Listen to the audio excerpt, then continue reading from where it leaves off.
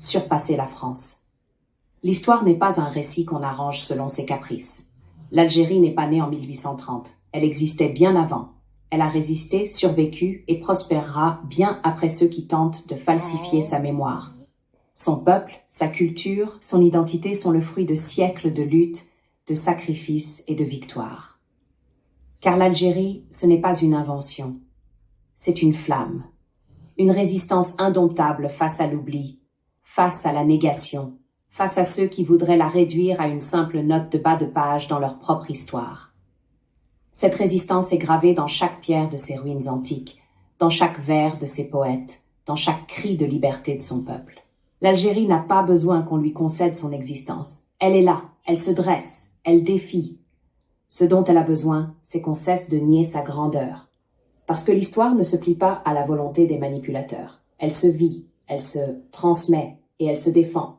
Et l'Algérie, elle, a toujours su se défendre. C'est ici que nous concluons cette vidéo, mais pas cette bataille pour la vérité. Les Algériens n'ont jamais attaqué leurs voisins pour leur voler des terres. Ils se sont battus pour récupérer ce que la France s'est approprié au nom de l'Algérie française. Aujourd'hui, un voisin ose réclamer une partie du territoire algérien sous prétexte que la France lui aurait confisqué ses terres. Mais où était-il lorsque l'Algérie se battait pour son indépendance? Pourquoi n'a-t-il pas lutté contre la France pour récupérer ses propres terres au lieu d'attendre que les Algériens le fassent pour lui? L'Algérie a payé le prix fort pour son intégrité territoriale. Elle n'a rien à prouver à ceux qui, par ignorance ou par mauvaise foi, cherchent à la déstabiliser.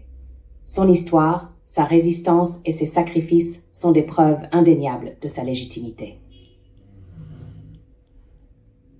Alors, à ceux qui osent prétendre que l'Algérie est une invention française, posez-leur cette question implacable. Si l'Algérie est une création française, alors la France est-elle une création germanique?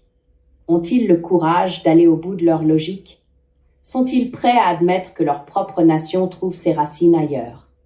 Ou, peut-être, ce qui les terrifie réellement, c'est cette idée que tout comme les États-Unis, autrefois, selon leur propre raisonnement, une création britannique, sont devenues la première puissance mondiale, l'Algérie puisse elle aussi suivre un chemin similaire et un jour surpasser la France. L'histoire n'est pas un récit qu'on arrange selon ses caprices. L'Algérie n'est pas née en 1830, elle existait bien avant. Elle a résisté, survécu et prospérera bien après ceux qui tentent de falsifier sa mémoire. Son peuple, sa culture, son identité sont le fruit de siècles de luttes, de sacrifices et de victoires. Car l'Algérie, ce n'est pas une invention, c'est une flamme, une résistance indomptable face à l'oubli, face à la négation, face à ceux qui voudraient la réduire à une simple note de bas de page dans leur propre histoire. Cette résistance est gravée dans chaque pierre de ses ruines antiques, dans chaque vers de ses poètes, dans chaque cri de liberté de son peuple.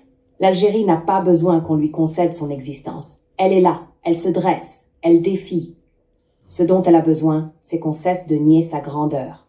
Parce que l'histoire ne se plie pas à la volonté des manipulateurs. Elle se vit, elle se transmet et elle se défend. Et l'Algérie, elle, a toujours su se défendre. C'est ici que nous concluons cette vidéo,